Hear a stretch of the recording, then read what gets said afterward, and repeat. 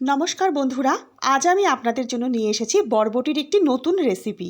গ্যাসের আছে কড়াই বসিয়ে তাতে পরিমাণ মতো সর্ষের তেল গরম করে দুটো শুকনো লঙ্কা চিড়ে ফোড়ন দেব, আর দেব হাফ চামচ পাঁচ ফোড়ন। মশলাটা ভাজা হয়ে গেলে এর মধ্যে দিয়ে দেব পরিমাণ মতো বরবটি। আপনারা যতটা পছন্দ করবেন ততটাই বরবটি দেবেন। এখানে লম্বা করে বরবটিগুলো কেটে নিয়েছি। তেলের মধ্যে একটু নেড়ে চেড়ে নেব। তারপর এর মধ্যে দিয়ে দেব পরিমাণ মতো লবণ দিয়ে বরবটিটা 50% মতো ভেজে নেব। দেখুন 50% ভাজা হয়ে গেছে।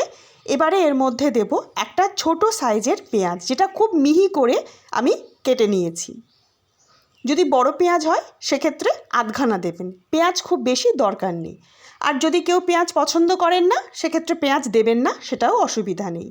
1 মিনিট মতো তেলের ওপর নাড়াচাড়া করে নেব পেঁয়াজটা। তারপর এর মধ্যে দিয়ে দেবো আলু। আমি এখানে দুটো মাঝারি সাইজের আলু লম্বা করে কেটে নিয়েছি। যারা আলু খেতে পছন্দ করেন না তারা আলু দেবেন না, সেক্ষেত্রেও কোনো অসুবিধা হবে না। তবে বরবটির পরিমাণটা সেক্ষেত্রে একটু বাড়িয়ে নেবেন। যারা লগ্নস কিচেন সাবস্ক্রাইব করেছেন তাদের অসংখ্য অসংখ্য ধন্যবাদ। এবারে এর মধ্যে দিয়ে দেবো পরিমাণ মতো হলুদ গুঁড়ো, আর দেবো পরিমাণ মতো লবণ। মনে রাখবেন, আমি বরবটি ভাজার সময় লবণ দিয়েছি, এখন পেঁয়াজ আর আলুর জন্য প্রয়োজন মতো লবণ দেব, তারপর একটু ভেজে নেব। যারা এখনও পর্যন্ত লগ্নস কিচেন সাবস্ক্রাইব করেননি, ভিডিওটি শেষ পর্যন্ত দেখার পর যদি ভালো লাগে তাহলে অনুরোধ করলাম একটিবার সাবস্ক্রাইব করার জন্য। এবারে এর মধ্যে দিয়ে দেবো কিছুটা নারকেল কোড়া। আমি আধখানা নারকেল কুড়ে এখানে দিয়ে দেবো।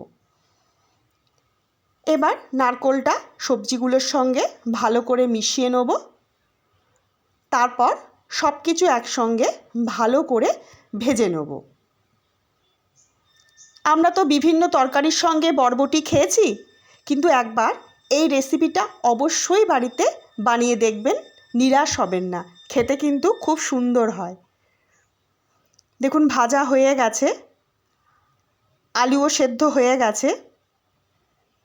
এবারে এর মধ্যে দিয়ে দেবো 1 চামচ গোটা তিল, আর দেব হাফ চামচ গোটা পোস্ত। যদি পোস্ত বাড়িতে না থাকে দেবেন না, শুধু তিল দেবেন, কোনো অসুবিধা নেই। এবার পোস্ত আর তিলটা একটু এই সবজির সঙ্গে ভালো করে ভেজে নেব, তাহলেই রেডি আমাদের বরবটি ভাজা। নামিয়ে পরিবেশন করুন, আর সাজানোর জন্য ওপর থেকে একটু নারকেল কোড়া ছড়িয়ে দিন। নমস্কার।